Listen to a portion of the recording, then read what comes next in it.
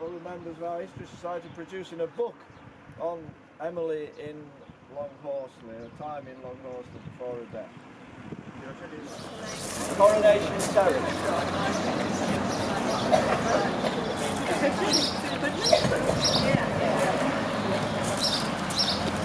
Other than the very old family within the village, and they're recorded in 1773 or 1737, have been, and there were some Dobsons. They were freeholders in the village, and they were on the what was known as the 24. That was the vestry, or the original parish council, if you will, and they signed that. And also the document in 1664 that divided the village up and closed the common land. Sir Thomas Horsley, the Earl of Carlisle, and 5 freeholders divided the village up. And 2 of those freeholders were Dobsons, and they signed that document. So there were quite important people in Longhorsley at the time? Oh, yes. Yes. I mean, the end of this building was the first school in the village, built in 1751, and there's no doubt that their ancestors would be educated in that building on the end.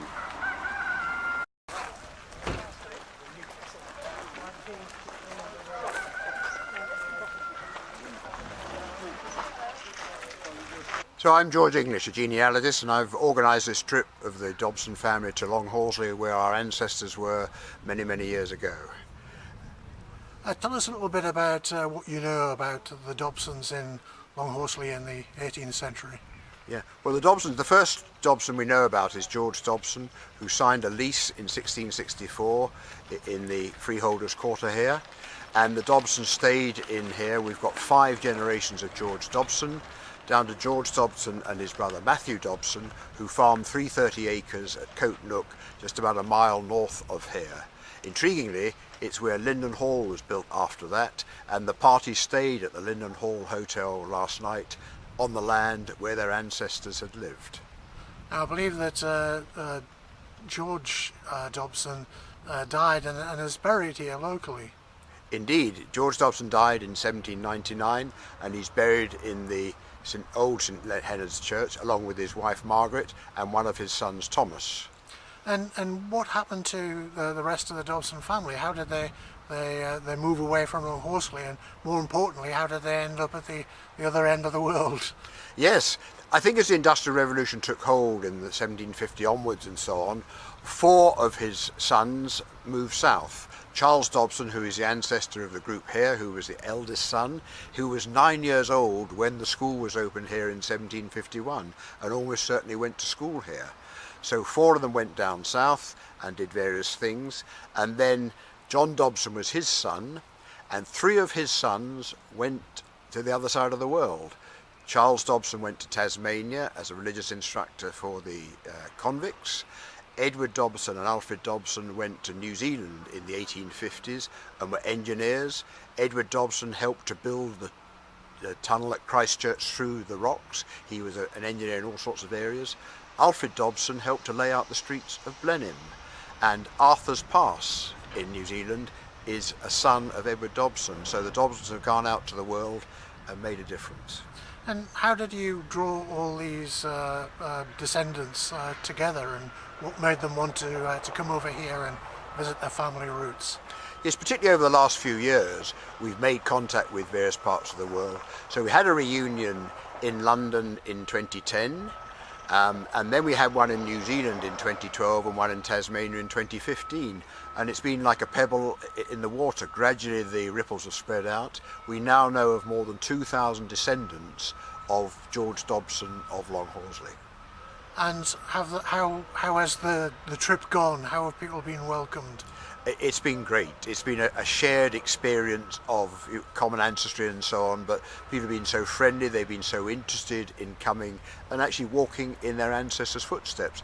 And they've got different talents. They've introduced some interesting questions, some other thoughts, etc., and we can go away and we can build on this further in the future.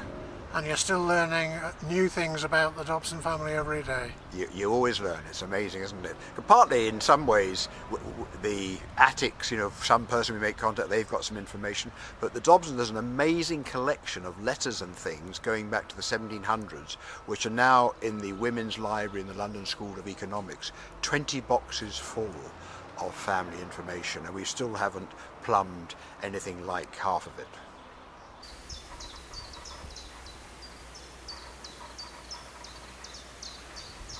Sorry. Yeah, I Just see the name there. yeah, I just.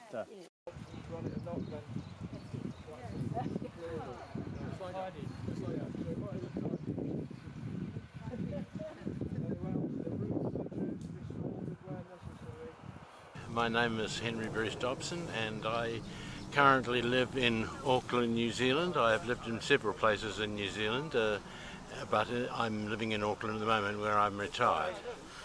Tell me a little bit about how you got involved with this trip and what it's been like for you.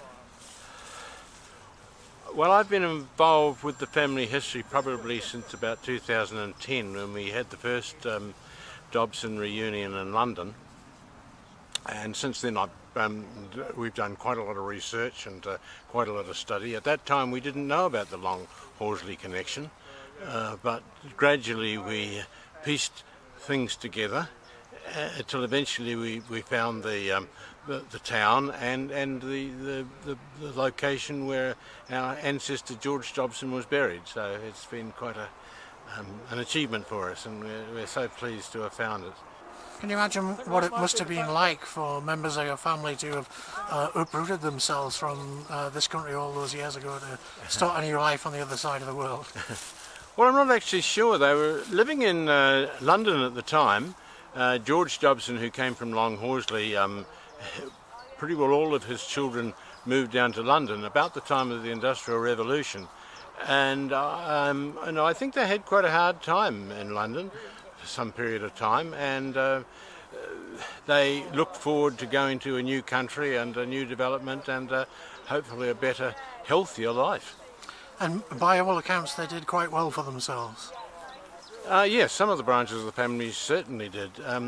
There's place names in New Zealand, for example, one in particular, which is Arthur's Path in the South Island of New Zealand, which was discovered by an Arthur Dudley Dobson, who was subsequently knighted for his achievements as a pioneer. And his father, Edward Dobson, was an early pioneer in the town of Christchurch, which is part of the Canterbury province, and he built some of the first tunnels and railways in that area. Specifically, a tunnel which runs from Lyttelton, which is a deep water port, through to Christchurch City to open up the large area of the Canterbury Plains, which were becoming very productive. And what's your reception been like on this particular visit? Oh, well, it's been great. In particular, the reception from the Longhorsley Historical Society. I mean, we couldn't have hoped for more. This has been absolutely marvellous, and it's very wonderful to see what a marvellous job they've done.